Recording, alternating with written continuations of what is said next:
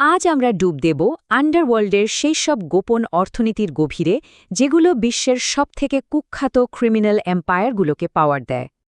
আচ্ছা, এটা কি ভাবা যায় যে ২০ লক্ষ কোটি টাকার মালিক একজন আন্তর্জাতিক কিংপিন সামান্য একজন লোকাল গ্যাংস্টারের কাছে হেরে যাবে? ঠিক এটাই হয়েছিল, কিন্তু কিভাবে? আসলে এটা কোনো সমান সমান লড়াই ছিলই না।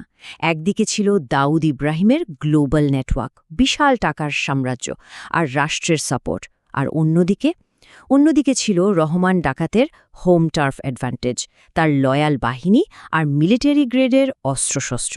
মানে দুজনের খেলার ধরনটাই ছিল একদম আলাদা। তো এইটা বোঝার জন্য আমাদের প্রথমে হোম টার্ফ বা ঘরের মাঠের কনসেপ্টটা বুঝতে হবে। মানে কেন আন্ডারওয়ার্ল্ডে এলাকা দখলটাই সবথেকে বড় কথা। দেখুন, করাচিতে দাউদের সবচেয়ে বড় দুর্বলতা কি ছিল জানেন? তার নিজের লোকবলের অভাব। তার কাছে টাকা ছিল, আইএসআইয়ের মতো এজেন্সির সাপোর্ট ছিল, কিন্তু নিজের এলাকায়, নিজের সেফ হেভেনে সে সরাসরি একটা যুদ্ধ শুরু করার রিস্ক নিতে পারত না। তাকে হয় ভাড়াটে গুন্ডা, নয়তো সরকারি সিস্টেমের উপর ভরসা করতে হতো, আর এটাই তাকে দুর্বল করে দিয়েছিল। কথায় আছে না, যখন নিজের মাঠে খেলা হয় তখন আত্মবিশ্বাসী অন্যরকম থাকে, বাইরের টিম চাপে থাকে। এখানেও ঠিক তাই হয়েছিল। রহমান ডাকাত ছিল নিজের এলাকার রাজা, আর দাউদ ছিল বাইরের লোক, আর এই খেলার ফল হয়েছিল সাংঘাতিক। আর এই সংঘাতটা শুরু হয়েছিল করাচির একটা খুব দামি জমি নিয়ে, যেটা পরে একটা ব্যক্তিগত লড়াইয়ে পরিণত হয়, আর তার শেষটা হয়েছিল রক্ত দিয়ে। ব্যাপারটা শুরু হয়েছিল একটা জমি নিয়ে। ডি কোম্পানি রহমানের এক আত্মীয়ের একটা দামি প্রপার্টি দখল করে নেয়। জবাবে রহমানের গ্যাং যা করল তা দাউদ ভাবতেও পারেনি। ওরা করাচি থেকে দাউদের ভাই নুরাকে তুলে নেয়। শুধু তাই না, নুরাকে অত্যাচার করার সময় তার চিৎকার ফোনে দাউদকে শোনায়। এরপর নুরাকে ৬টা গুলি করে তার লাশ একটা এটিএমের বাইরে ফেলে দেয়। ব্যাস, এরপর যা হওয়ার তাই হলো। এটা আর বিজনেস রাইভালরি থাকল না, হয়ে গেল পার্সোনাল ভেন্ডেটা। এরপরই অফিসার চৌধুরী আসলামের নেতৃত্বে পুলিশ রহমানের ডেরায় বিশাল অপারেশন চালায়। আর এইটা কোনো সাধারণ পুলিশ রেড ছিল না। ভাবুন একবার, প্রায় ৯ ঘণ্টা ধরে অবরোধ চলছিল। একদিকে পুলিশের হাতে হালকা মেশিনগান, আর অন্যদিকে রহমানের লোকেরা রকেট চালিত গ্রেনেড ছুটছে। এটা ছিল রীতিমতো একটা যুদ্ধ। এখান থেকেই বোঝা যায় নিজের এলাকায় রহমান ডাকাতের পাওয়া ঠিক কতটা ছিল।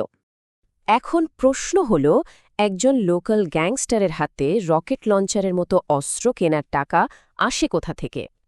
এর উত্তরটা লুকিয়ে আছে আন্ডারওয়ার্ল্ডের সেই বিশাল অর্থনীতির মধ্যে, যা এই পুরো সিস্টেমটাকে চালায়। ১,০০,০০০ কোটি টাকা।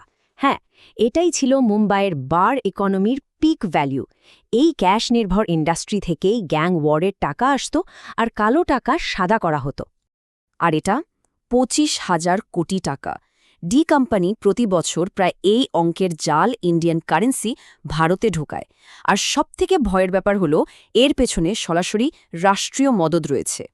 ভাবা যায়, ইন্ডিয়ান কারেন্সি নোটে যে ২২টা সিকিউরিটি ফিচার থাকে, তার মধ্যে ১৭টাই জাল নোট নির্মাতারা কপি করে ফেলেছে। মানে আসল কোনটা আর নকল কোনটা সেটা ধরা প্রায় অসম্ভব হয়ে দাঁড়িয়েছে। তো এই সব কিছুর মূলে রয়েছে এলাকা বা টেরিটরি। আর এই ক্রিমিনাল এম্পায়ারগুলো সাধারণত বস্তি এলাকা থেকে নিজেদের আইনহীন রাজত্ব তৈরি করা শুরু করে। এর একটা নিখুঁত বিজনেস মডেল আছে। প্রথমে সরকারি বা প্রাইভেট জমি জবরদখল করা হয়। তারপর সেই জমিতে ছোট ছোট প্লট কেটে গরিব মানুষদের কাছে কোনো কাগজপত্র ছাড়াই বিক্রি করে দেয়া হয়। এরপর এলাকার সমস্ত বিল্ডিং মেটেরিয়ালের সাপ্লাই এরা কন্ট্রোল করে। যে কোনো কনস্ট্রাকশন বা রিপেয়ারিংয়ের জন্য প্রোটেকশন মানি বা তোলা দিতে হয়। আর সবশেষে এই এলাকাগুলো অস্ত্র রাখা, ড্রাগসের ব্যবসা বা অপরাধীদের লুকোনোর জন্য ভাড়া দেয়া হয়। মানে এটা শুধু বাড়ি বানানো নয়, এটা একটা পুরো ইকোসিস্টেম তৈরি করা। আর এই বস্তিগুলোই হয়ে ওঠে অপরাধের জন্য পারফেক্ট জায়গা। এখানে অস্ত্র রাখা হয়, অপরাধীরা লুকিয়ে থাকে, আর সব রকম অবৈধ ব্যবসা চলে।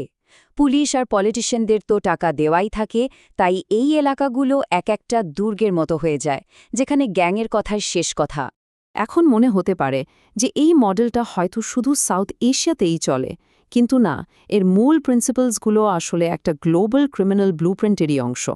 জাপানের ইয়াকুজা দেখুন, যারা কর্পোরেট স্টাইলে কাজ করে, বা মেক্সিকো ড্রাগ কার্টেল, যাদের নিজস্ব মিলিটারি আছে। এদের সবার মধ্যে একটা জিনিস কমন: এলাকা আর অর্থনীতির উপর কন্ট্রোল।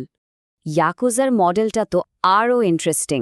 এরা হোটেল চেইন বা এয়ারলাইন্সের মতো লিগ্যাল বিজনেস চালায়, সরাসরি হুমকি না দিয়ে মেইনটেন্যান্স কন্ট্রাক্টের নামে টাকা তোলে।